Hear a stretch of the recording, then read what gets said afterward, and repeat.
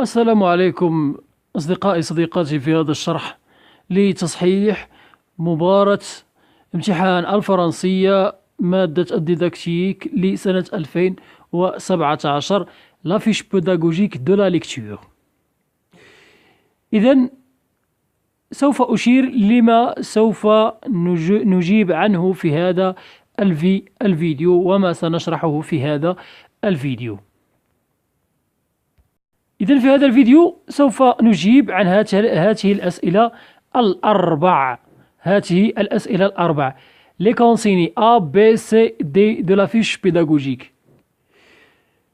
Définir deux objectifs d'apprentissage, mentionner la durée et le nombre de séances, indiquer le matériel didactique à utiliser, citer les étapes méthodologiques à suivre et préciser pour chacune d'elles l'objectif ou les objectifs visés. يجب فقط أن تركزوا على ما هو مطلوب يوم الامتحان، أن تركزوا جيدا على ما هو مطلوب يوم الامتحان، وكما كيقول لك المثل الزيادة من راس الحمق. ويوم الامتحان سوف تكون في أمس حاجة لكل دقيقة من المدة المسموح بها، سوف تكون محتاجين لها.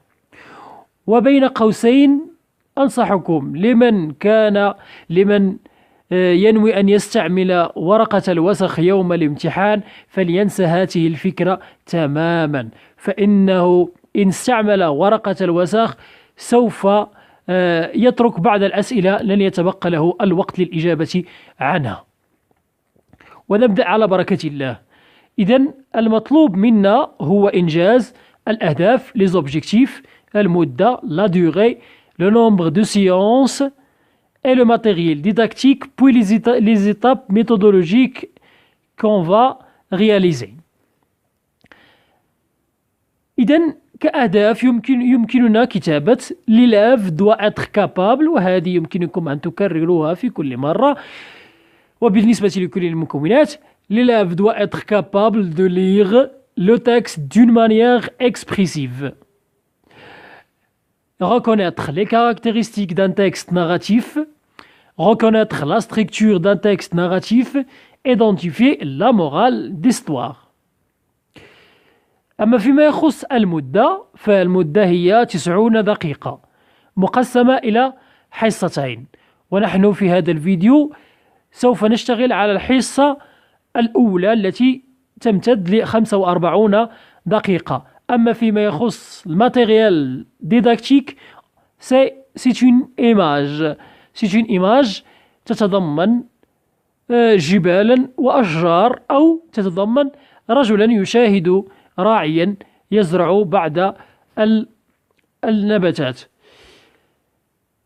أما فيما يخص les étapes méthodologiques فهم 4: la mise en situation، l'observation découverte، la conceptualisation، ولا تكتب أو يمكنك كتابة أيضا construction de sens، سوف تكتب واحد فقط ليس اثنان.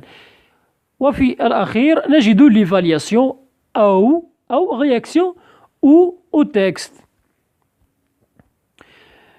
إذن في مرحلة la mise en situation indique la page du livret et fait questionner les élèves sur leurs souvenirs de vacances. هذه فقط لوضع التلاميذ في الصورة. L'observation et découverte oriente les élèves à observer l'image de ces pour et lire silencieusement le texte en répondant aux questions. وهذه هي الأسئلة التي سوف نطرح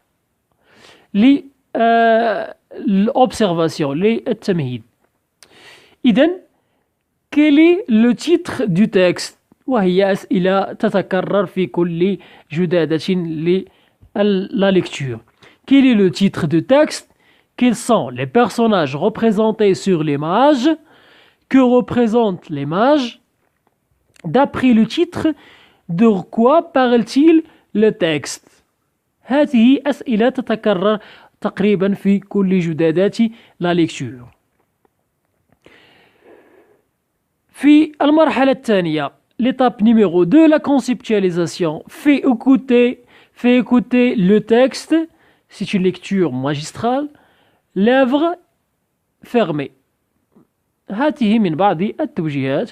أن تقرأ القراءة الأولى، القراءة النموذجية الأولى للأستاذ والكتب المدرسية مغلقة، ثم أن تقرأ للمرة الثانية والكتب المدرسية مفتوحة، ثم تستدعي التلاميذ لإنجاز الأسئلة لفهم النص. Invite les élèves à répondre aux questions pour la compréhension du texte. بين قوسين، إن كنت أسرع في الشرح فيمكنكم فقط توقيف الفيديو للاستيعاب ولملاحظة ما يمكن أن يستحق أن تتمعن فيه لحفظه ولفهمه. وإن كان هناك أي استفسار فلا تتردد في أن تترك تعليقا تحت هذا الفيديو. إذن الأسئلة لفهم النص، وهذه الأسئلة هنا في مرحلة la conceptualisation المفهمة أو بناء فهم للدرس، فهي دائما تتعلق بالنص، لدينا. إذن هذه دائما تتعلق بالنص. سوف أذهب الآن للنص لتشاهدون كيف استخرجنا هذه الأسئلة.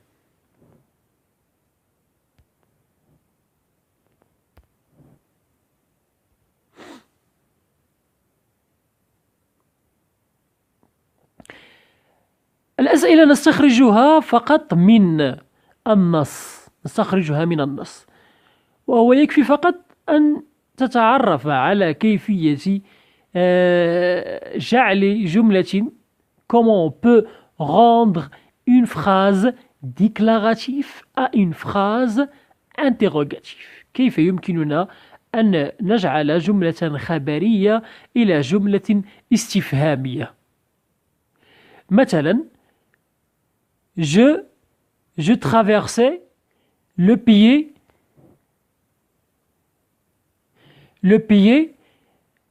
des Alpes. ومن هذه سوف نستخرج سؤال. مفهوم؟ سوف نعيدها لكي تصبح سؤالا.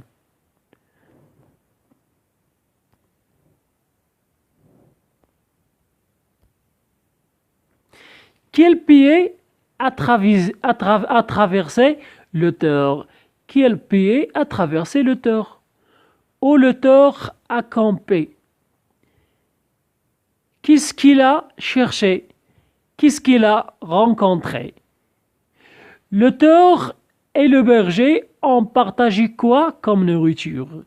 Combien d'arbres le berger a-t-il planté? وكل هذه الأسئلة استخرجناها من النص. كما قلت أردد، هذه المرحلة تستوجب فقط أن تكون ملما بكيفية جعل جملة خبرية إلى جملة استفهامية. ثم في المرحلة الأخيرة وهي مرحلة التقييم أو التقويم، l'évaluation, réaction au texte، أن تكتب فقط واحد من هذه الكلمتين وهي تفي بالغرض، وإن كنت استطعت أن تكتبهم الاثنين فلا بأس. Inviter les élèves à réaliser les tâches suivantes plutôt. أعتذر على الخطأ هناك، ES pour le mot suivante. Reformuler des passages du texte, identifier la morale du texte, donner leurs avis sur le texte. ثم بعد ذلك الأستاذ il va évaluer la lecture individuelle puis la compréhension de chaque élève. من بين الأسئلة المتكررة التي تطرح علي وهي هل يجب علي أن أسطر الجدادة؟ هل يجب أن أسطر الجدادة؟ لا، ذلك ليس بشيء إجباري، لكنه يخص ما هو تنظيمي.